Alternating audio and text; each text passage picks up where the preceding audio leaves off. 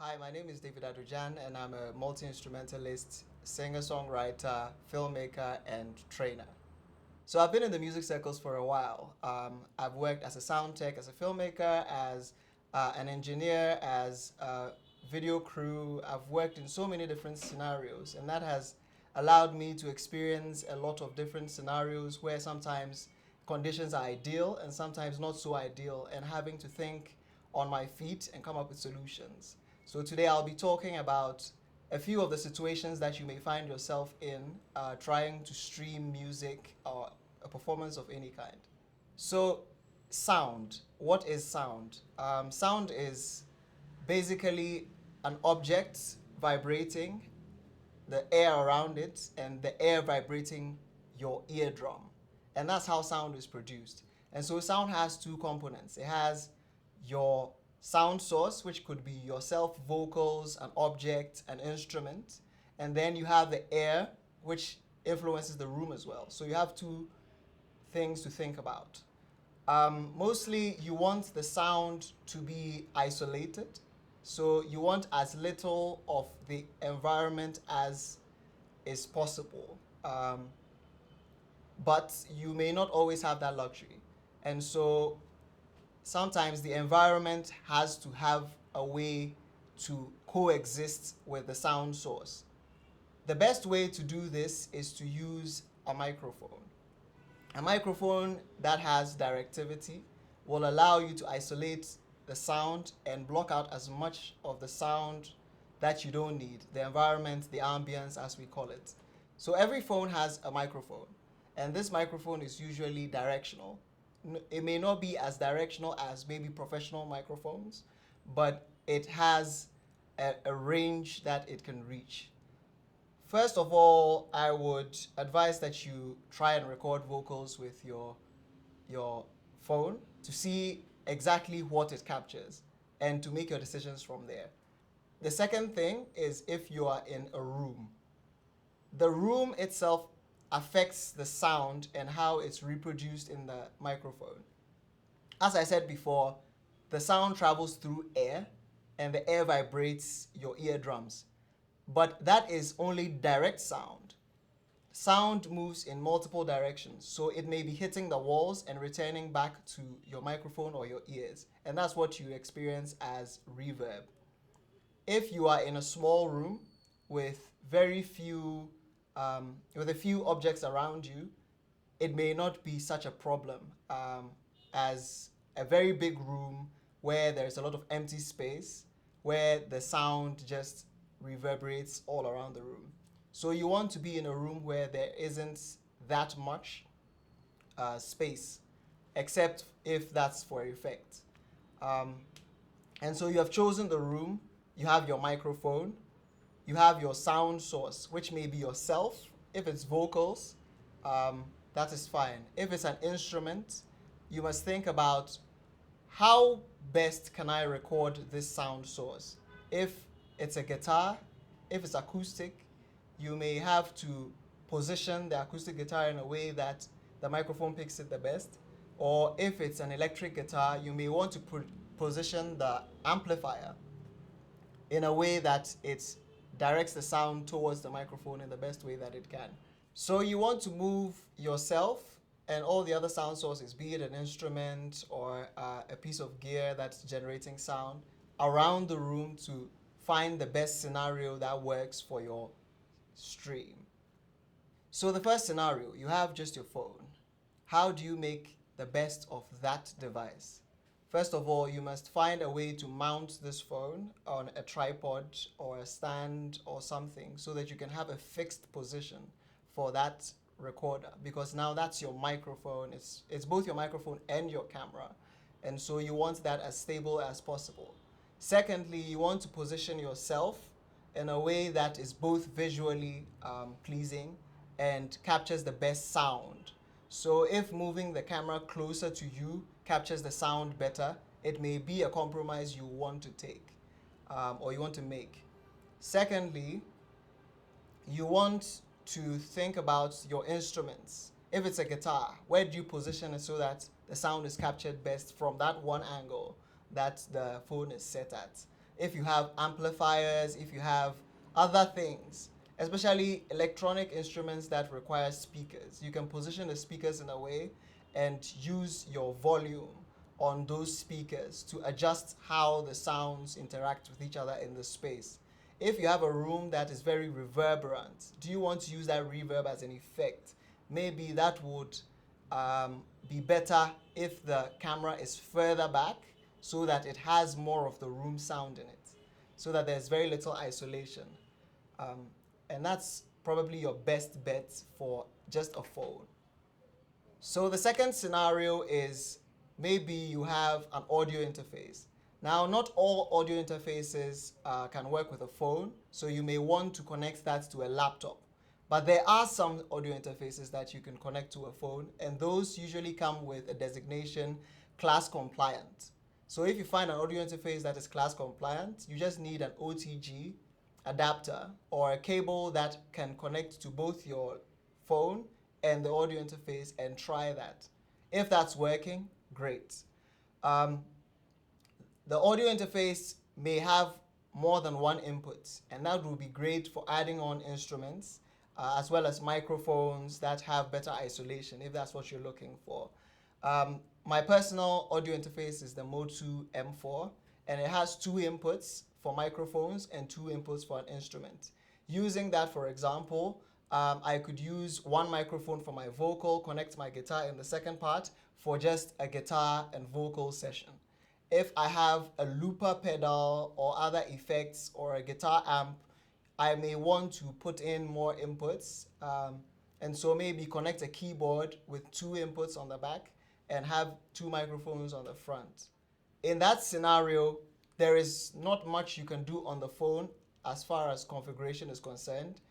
Most of the work is in figuring out what ways you are going to capture the sound. So you may use microphones, you may use all these other inputs. So there are many resources online for how to connect your devices or your instruments to an audio interface. And so I'd advise you check those out for the specific instrument or device that you have. So in the case that you have a laptop and you prefer using a laptop for your live stream, and by the way, that removes Instagram as an option, you can connect your audio interface straight to your laptop. If your audio interface is class compliant, you may not need any drivers installed on your laptop, but otherwise then you have to see your manufacturer on their website and download drivers so that your audio interface is compatible with your computer. So connecting your instruments and your microphones to your audio interface is the same as when you did it with the phone. You just connect them straight to the audio interface, and you have the added advantage of a headphone output, so you can listen to yourself back as you perform. I'd advise very discreet earphones, something that's small that doesn't take up much of your visual space, so that it's a little more pleasing to look at.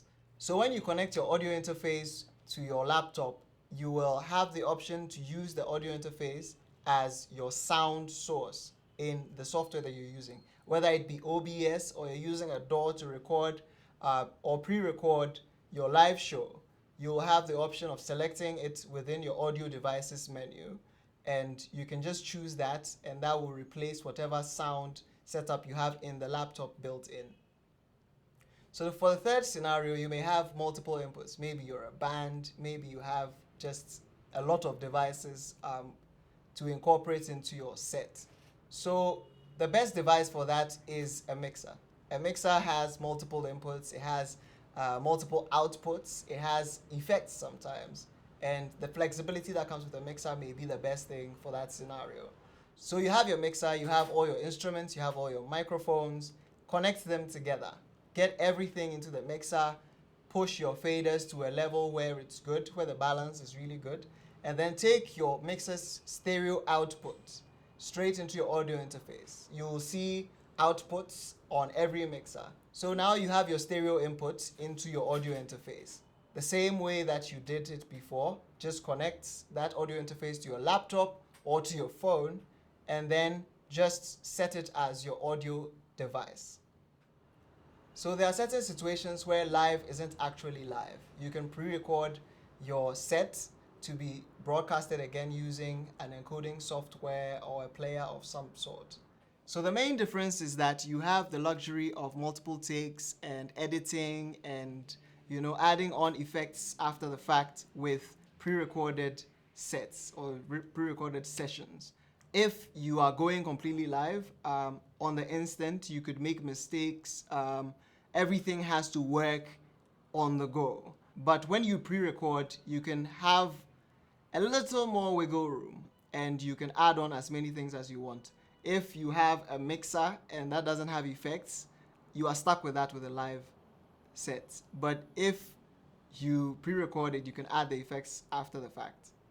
So sometimes you want a little bit of the environment in your sound. You want a little bit of ambience. You want the birds chirping. You want the trees rustling. You want, traffic from your neighborhood. But to have control over that is key. Sometimes you can choose microphones that will help you isolate the sound a little better. Find directional microphones. You want either a shotgun microphone or you want a handheld dynamic for vocals, or you want, something that falls within the range of the cardioid, supercardioid, hypercardioid areas. And you can read these up on the internet. They're very simple to find. So one thing you can do is to have a separate microphone for recording the ambience. You can use a condenser microphone or an omnidirectional microphone. And what that would help you to do is to have a dedicated channel, something that you can control the level of, so that your ambience is at the level that you want it. Another thing you can do with that ambience microphone is to use it as a backup. This backup will help you when your vocal microphone goes off, or maybe one of your instrument microphones goes off. You will still be able to hear it within the stream. And if you have an assistant, the person can then look into fixing the main audio source's problems whilst the stream still goes on. So some of the instruments, especially the active ones, some guitars, some effects pedals and things may have batteries in them. Make sure that all those batteries are at full capacity, whether they be brand new or fully charged. If you have the option of plugging them in directly to power, please do that. It will save you a lot of trouble. Also make sure that you have a redundant power source, maybe just plugging in a UPS or something, so that when your power fails, your sound still goes on and the show still goes on. Another thing that can ruin your live set is mobile phones. They can ring in the middle of a set. They can produce interference. If I had my way, I wouldn't put any of it near any of the instruments.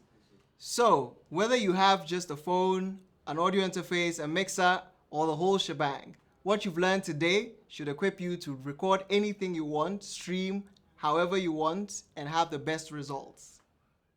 All right, hi, my name is Andrew Date. I've been working with camera, lights, and filming for about 7 years now. So today we're going to talk about lights, cameras, and composition, and how they affect the final image that goes out, that people see. If you want to go live, one of the most important things you need is your camera. You can decide to go with the phone, which is easy. The phone has everything.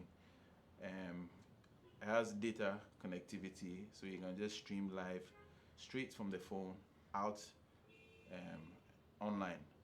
It has a camera, it has a microphone, it has basically everything that you need. And then another setup is a DSLR. So this is more of a hybrid camera. You can take both pictures and then record videos. I recommend a camera like this because it has a flip screen. So a screen like this will help you see yourself and what you are doing. Another camera I have here, this is essentially a video camera, and that's all it does. It can't take pictures or anything. But this camera doesn't have a flip screen, so you need extra hands to operate this camera. Okay, I'm an artist. I have a phone. I want to go live. How do I do it? First, I'll get the tripod and a tripod mount for the phone. Set it up somewhere in a place that has a lot of light, where recording won't be an issue. When you're a one-man film crew, a camera like this is very, very helpful because it has a flip screen. So you can flip the screen this way, set it up on a tripod, and then you can see what the camera sees before you go live. So once I have this camera set up on the tripod, I'm going to follow a simple rule, which is a rule of thirds. It's a very simple rule. You can look it up on the internet, but basically it makes your video look more appealing, nicer, and presentable. Over here, I have a camera that is designed for high-end production. It usually comes with a camera operator, and once they set it up, I will give you a lot of freedom to focus on your performance. Once you have your camera set up and you want to go live, you need light. And your first source of light is sunlight. It's free, daylight, sun comes, you can put your camera somewhere that sun shines through a window, or if you're performing outside, that's all you need. And then secondly, we have ambient light, room lights, light bulbs. These are things that you find in your room, in your house. Everybody has light bulbs all around. So I'd recommend you set up in a place where there's a lot of light. If you are setting up in a room, set up in a place where there's a lot of light, or maybe you have a window that sunshine is coming through. And also we have professional lights, like what we have here. So there's one lighting me from back here, which is giving me a purple look on this side of my skin. And then there's this, which is a ring light, and then a bigger light coming from this angle. Now these lights are a little more expensive to acquire, but once you have a lot of money, you need it. And also it depends on the kind of performance that you have in mind. If you have a big performance and you're expecting a lot of people, or you have a certain look that you want to go for, sometimes you can spend a little money and then rent some of these lights. They are very cheap to get. Once you get these lights, you can decide to do the setup on your own, or hire someone who understands lights to do that for you. But all you need is to get very good lights in that space where you want to perform, and then go live.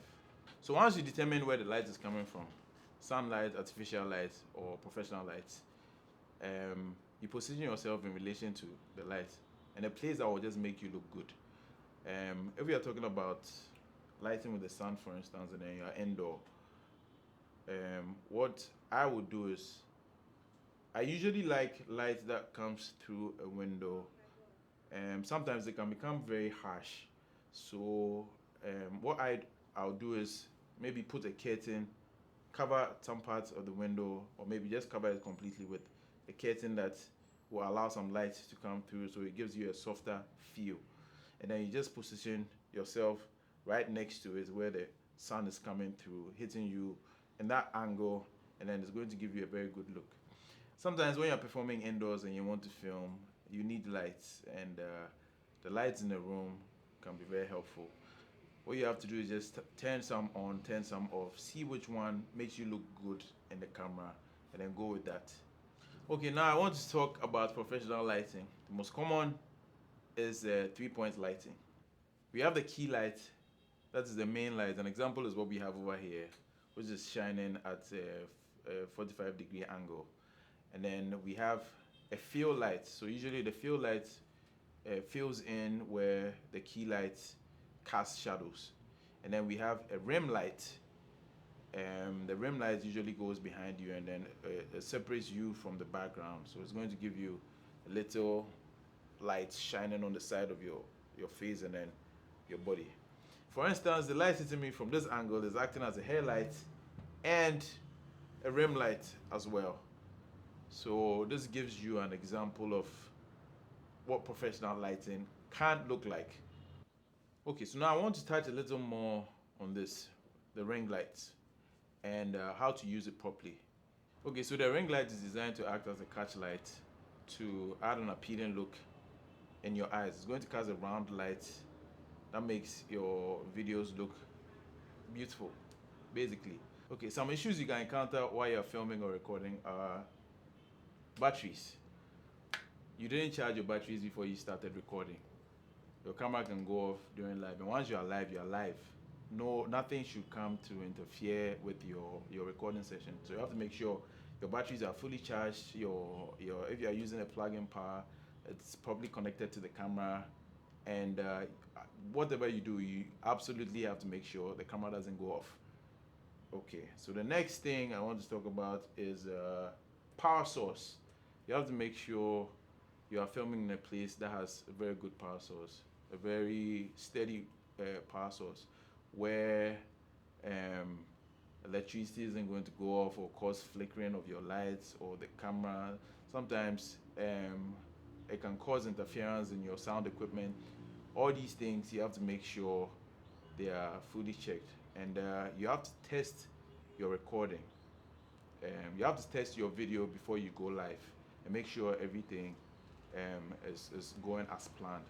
And then also, if you are doing a pre-recorded video, you have to make sure you have a memory card that has been fully erased. There's nothing on it.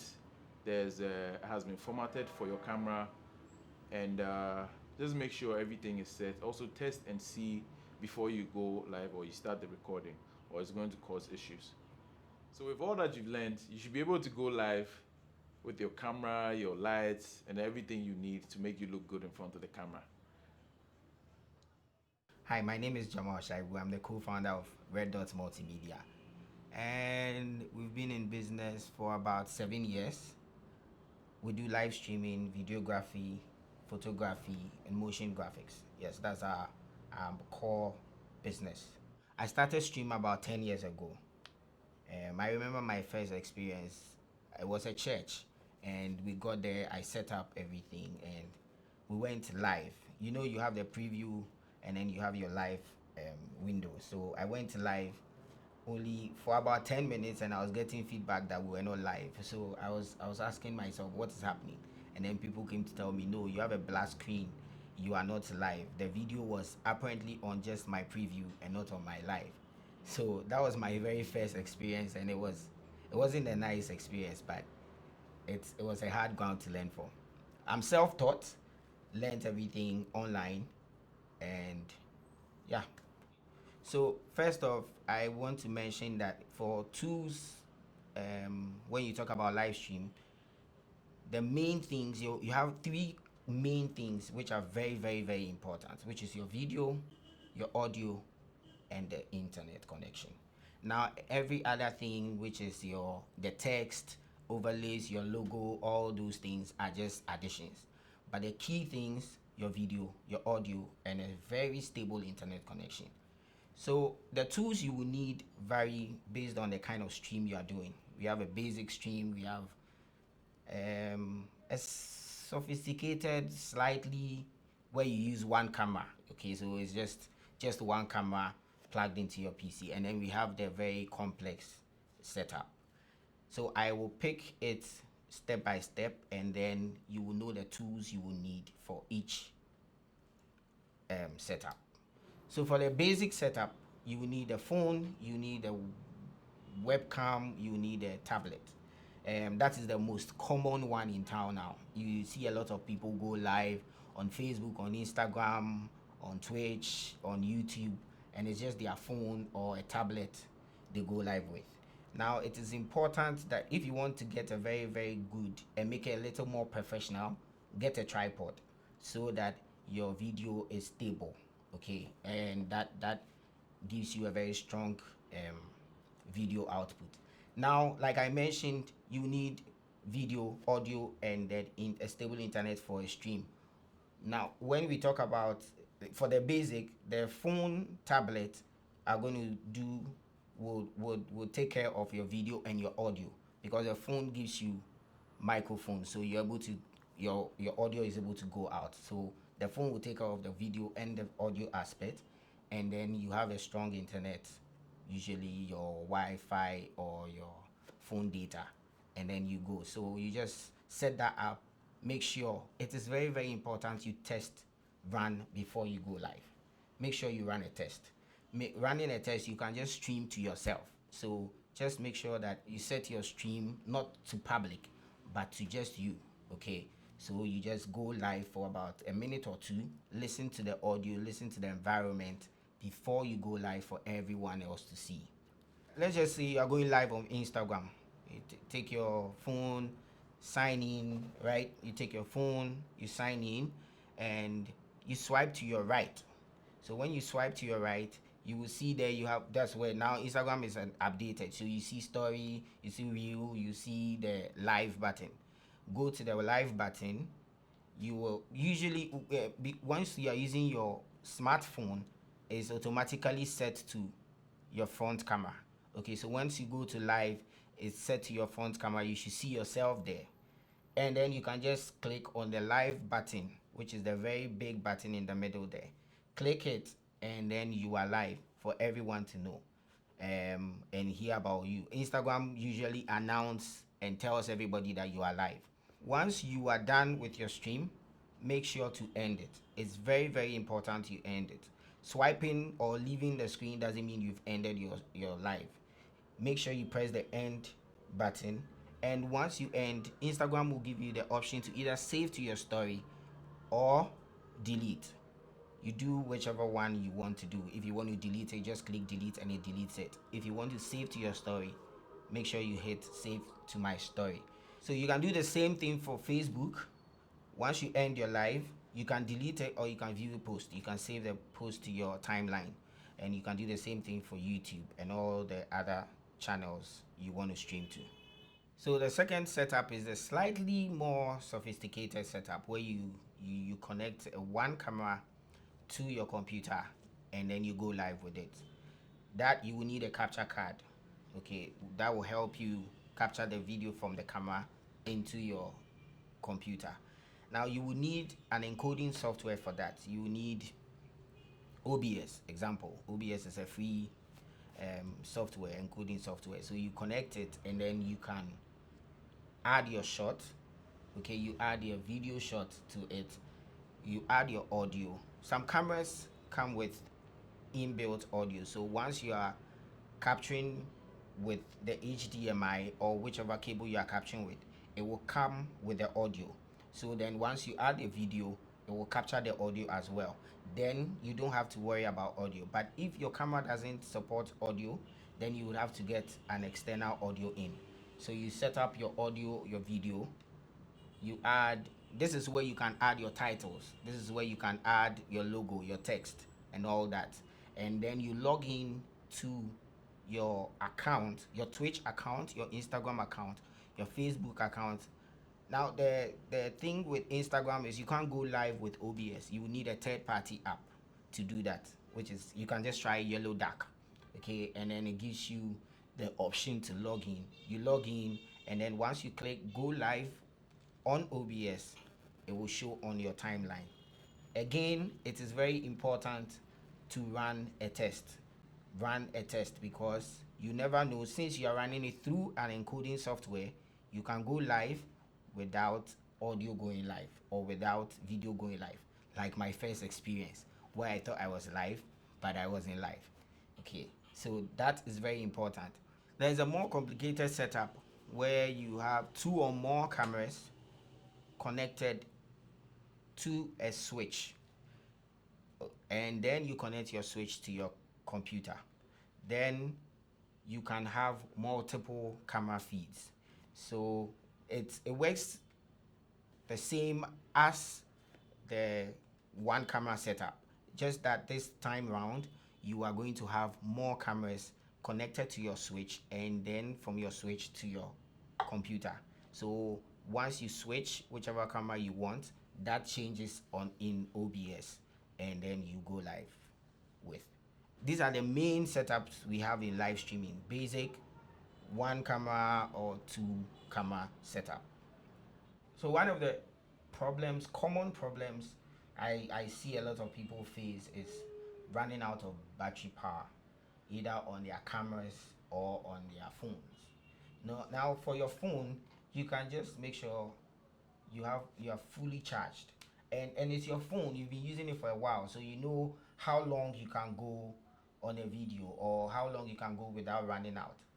But you can just connect it directly to a power source, okay, whilst you are going live, so you know you're not going to have any problems with battery running out. Or you can just connect it to a power bank, okay, so you know you are constantly running on power for your phone. So if you are running the single camera setup with your laptop, and you are running low on battery on your camera, you can go live with an artwork. Go live with the artwork and then switch batteries on your camera without people knowing and seeing that you lost the feed. Because when it goes blank, at every second you might lose someone from watching your stream, and that is very, very, very important. It's important you don't lose people. So to keep them there, give them something to see, because live stream is all about visual. So go live with an artwork and then switch the battery. When you do that, then you can come back and switch and go back to your camera. That is one of the safest ways you can save your feed. A lot of people stream, and in the very beginning, when they have a lot of people viewing, their energy is low, or whatever they are doing is low. No, start your live stream very, very big, very, very excited, because that's the very minute they announce to everyone for them to join in.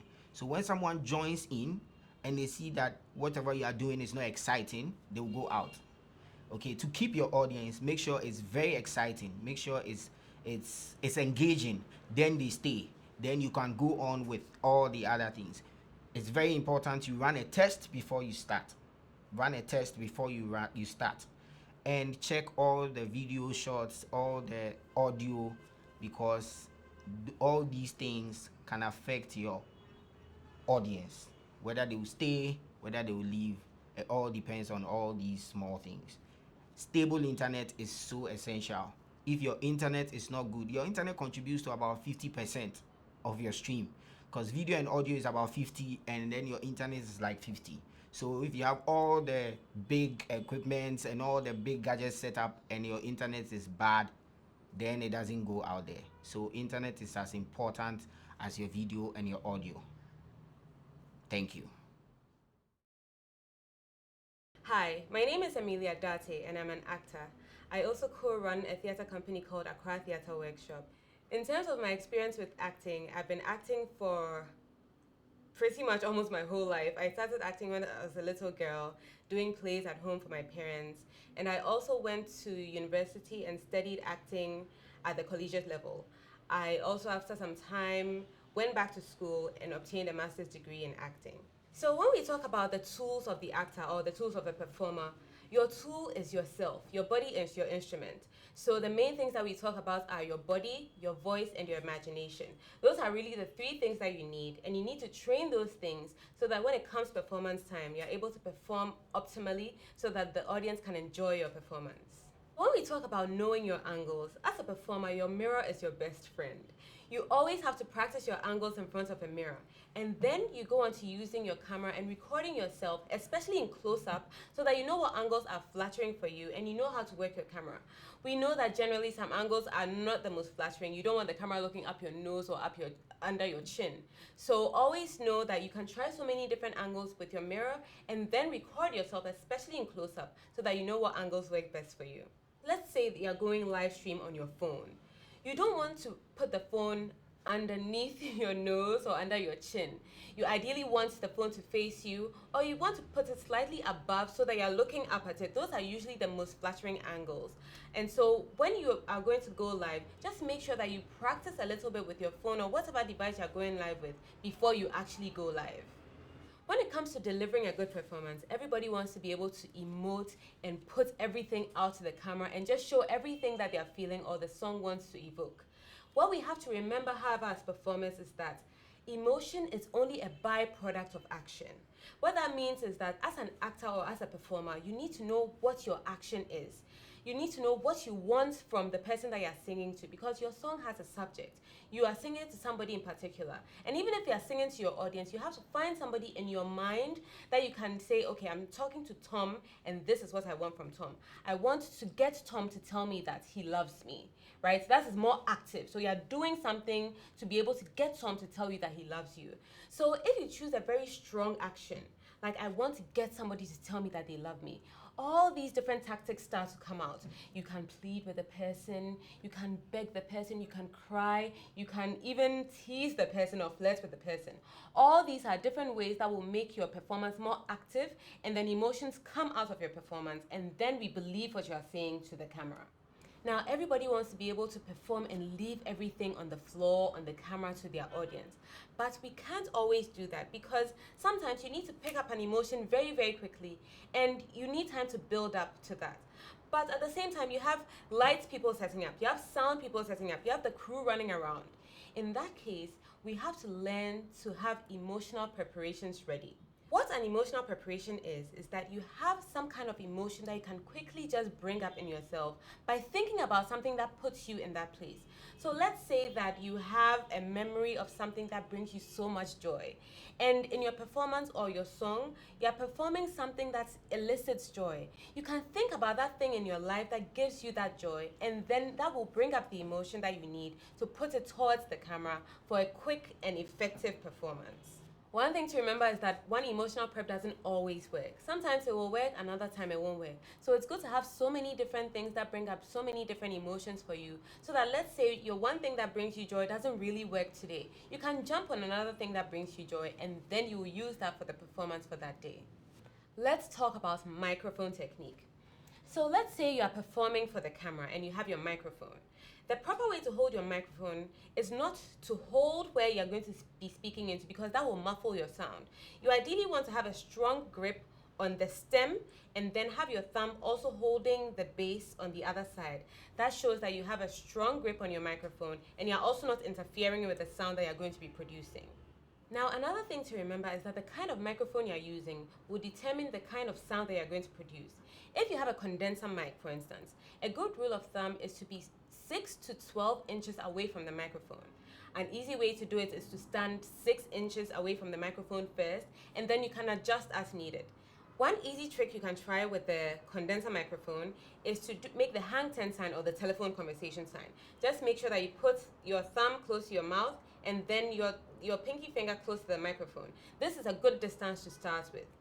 And if you have a dynamic kind of microphone, these are designed that you can come much closer to the microphone, about 2 inches away. So if you take 2 fingers, you just want to put those 2 fingers between your mouth and the microphone, and then you can start from there. So one thing to remember is that we make a lot of plosive sounds when we speak and sing. So whenever you have the microphone adjusted to wherever you want it, make sure that you're making those sounds. The plosive sounds are the P's and the B's, those sounds that are very harsh, and they can sound very, very jarring to the ear when you are too close to the microphone. If you can invest in a pop filter to put that in front of your microphone, you just place that little disc 1 inch or 2 in front of your microphone, and that will kind of soften the sound that you're making so that the plosive sounds aren't as harsh to the ear. Rehearsal is very important. I hear people say sometimes that they want to be free, they want to be spontaneous on the day of the performance. However, it is actually quite counterintuitive to think that a rehearsal kind of tightens you up and holds you up and doesn't free you up. It's quite the opposite. When you rehearse your performance, you allow yourself to use all the different actions that you can possibly use, try your performance in so many different ways, so that when it comes time for you to perform, you kind of let all of those things go, but you remain free to be able to explore all the different things that you have done in rehearsal, and you don't get stuck on stage. So rehearsal is actually very important, and the more you rehearse, the more you know your material, and so you don't get stuck on stage and end up embarrassing yourself. Once you've done your rehearsal, once you've played with your mirror and your camera and you know your angles, the world is your oyster. You are going to connect to the camera because you've done your homework. So you know what exactly you want to elicit to the audience through your performance. If you're asking for somebody back, you know exactly what kind of actions and beats to go through so that you're speaking to the camera in a very, very direct way, and the camera will pick up every single thing that you do. Remember, the camera picks up everything. So if you haven't done your homework and you haven't rehearsed, the camera will pick it up and your audience will pick it up. Your audience will know that you're lying to them, and that is not a good look. So rehearsal is so key so that you can be able to deliver an authentic performance. Remember, the audience wants to see you, so bring your full self to your performance.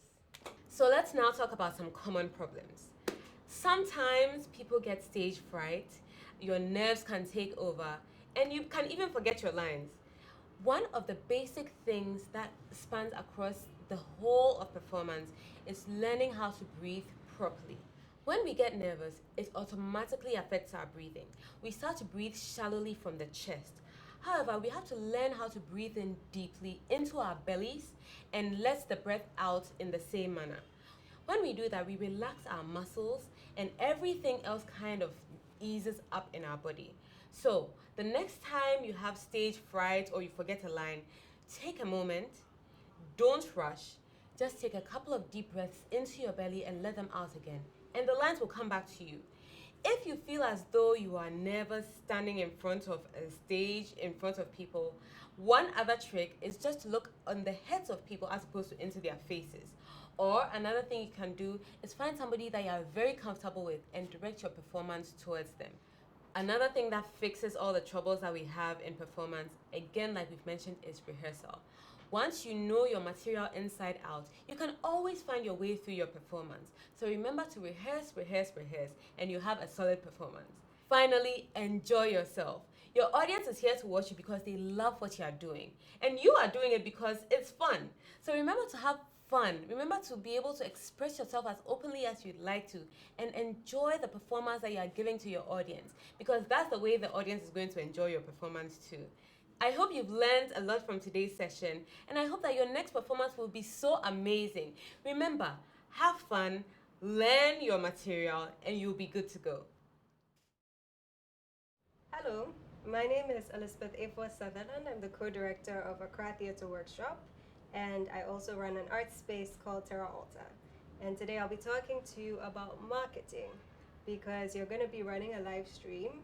You hope that lots of people will watch your live stream, and so you need to tell them how to tune in.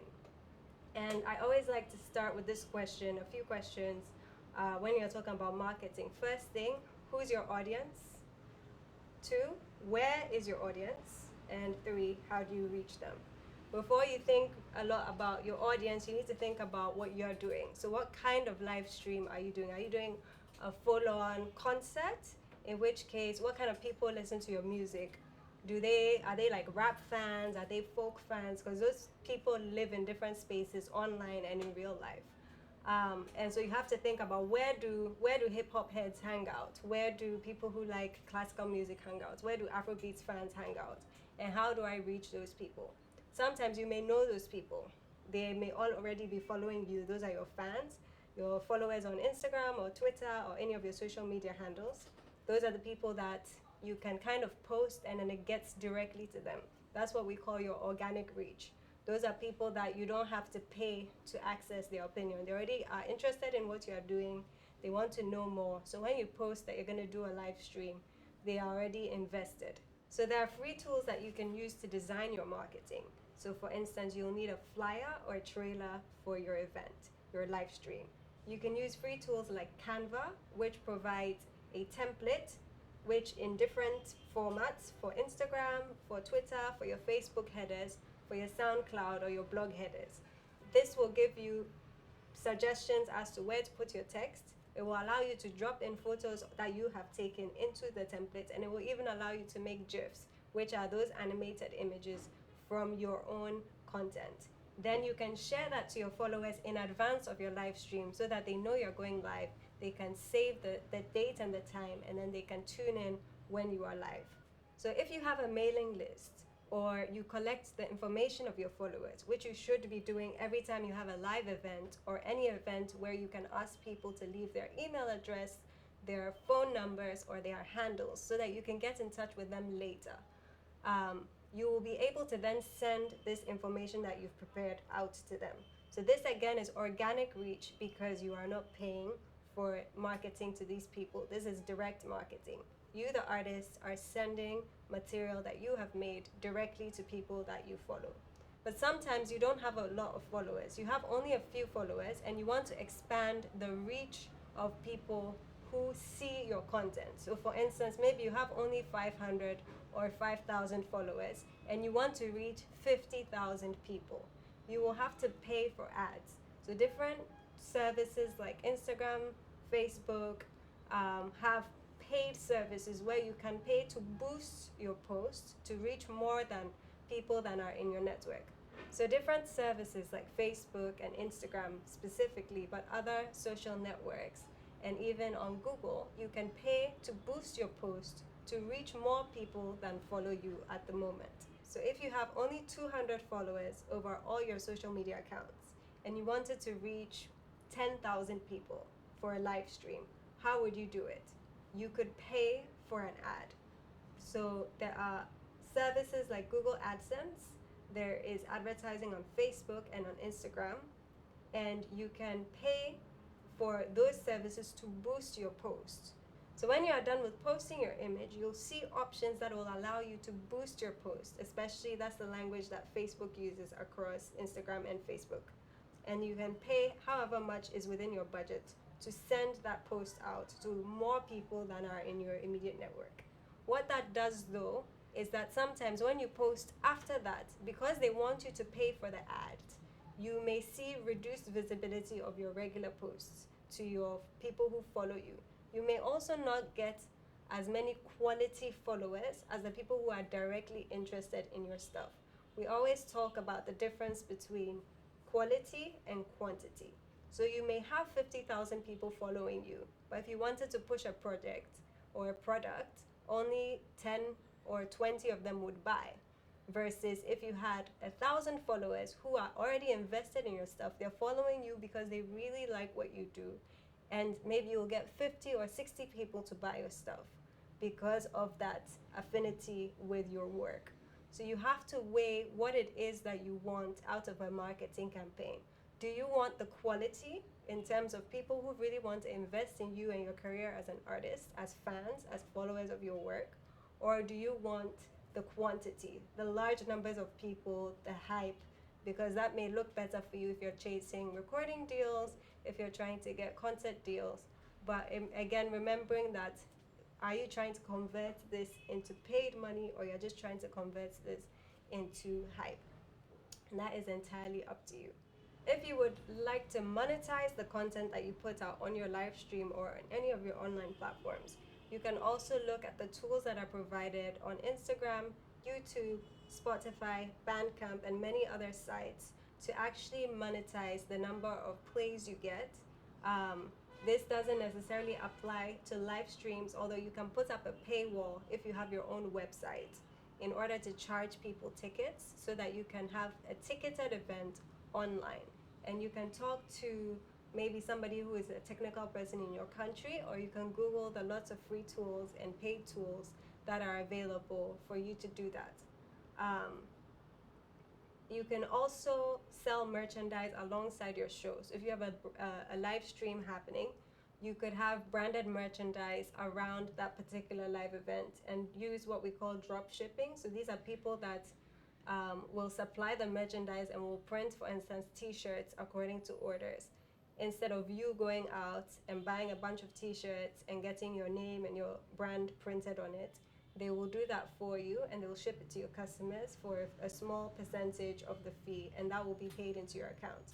So you can see what's available in your country, because different countries have different rules about how to run these things and different tax laws and all of that. So you have to be aware of that. So sometimes we assume that because we are so excited about our product and our show and we've put so much work into it, that people should just know that it's happening. That doesn't necessarily work. If you build it, it does not mean that they will come. So what you have to do is, one, give people enough time to RSVP to your live stream, to know that it's happening, to get invested in it. And that means you need to post multiple times, maybe a week or two in advance, so that your fans and everyone who follows you knows what is happening and when. The second issue that a lot of people run into is sometimes they overpromise and they underdeliver. So they'll start, their energy is low, or they'll be late to the live stream. And the beginning of your live stream is where a lot of people will be logging on because they've been waiting. They knew that on this day, at this time, you were going to start. So they are there and you're not ready. So what happens sometimes is then you'll see sometimes followers fall off because it's like they've been let down. And so sometimes it's best to just keep it really simple, especially if it's your first time or your first couple of times doing it, and allow your work to speak for itself. So being consistent with your branding, being consistent with your fans, not pulling funny surprises on people for the sake of being avant-garde, but being really true to yourself and where you are in that moment as an artist, as somebody who's performing for people. Another mistake a lot of people make is not targeting your paid ads to your audience. So if I spend $10 on a Facebook ad and I just send it out, it will go out, but it may reach people in different countries that have nothing to do with my music or have nothing to do with my interests. So maybe it's like sending it out to Finland where they're really interested in tango music and you play I don't know, heavy metal, rock music, or Afro beats, and they're just like, what is this ad? I'm sure we've all been on social media and we've seen an ad. It's like, why am I seeing this? And you don't want that to be you.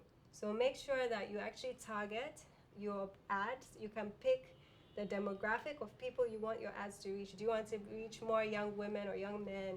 You want to reach people who are younger, 18 to 24, or older, 60 plus. You can choose all that information. Try to find out as much information about the people who follow you and where they hang out online again. So that is where you should focus your advertising. The other thing you can do in that regard, if you are not paying for your adverts, is to use hashtags.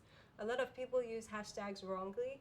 They just kind of throw as many hashtags on the end of their post as possible without thinking, for instance, if I'm a Ghanaian artist and I want to hashtag a post about an upcoming live stream, I might want to hashtag Ghana music because people who are interested in Ghanaian music might follow that hashtag. A big mistake a lot of people make is to throw a lot of hashtags on the back of their posts, especially hashtags that are totally unrelated to what they are doing. So they might use weddings or whatever because they think a lot of people will follow those hashtags. What you actually have to do is to focus on what are the most relevant hashtags for myself and my post. So if I'm a musician from Ghana, I want to put hashtag Ghana music on the end of my post because that is relevant to what I am doing and where I am from. So people who follow that hashtag can see what I'm doing. You can search how many people follow a particular hashtag by searching it on the platform you want to use, for instance, Instagram or Twitter. Or you can also use Google Trends, which is a website where you can check the words that people are using to search.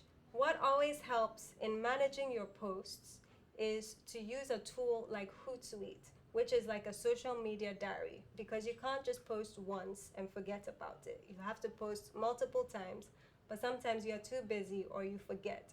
Something like Hootsuite allows you to schedule your posts across channels. So on Facebook, Instagram, Twitter, you can say, I want to post this image or this video or this caption on this day at this time, and you can schedule it and it will go out without you having to repost it. So you can schedule your posts, your image, your videos to go out at a particular day and a particular time, and it will send it on your behalf just when you've scheduled it. So you can schedule 5, 10, 15 posts at a time, and they will go out ahead of time. You don't have to worry about that. I hope that you can use these tools to help market your live stream before your event, and that it will help you reach many, many people. Way you do the things you do makes me want to be the best for you, baby. I cannot wait to say I do, 'cause you're my own, you were mine. 'Cause you set my body on fire, my mind is on fire, everywhere is on fire. Fire, fire, you set my body on fire, my mind is on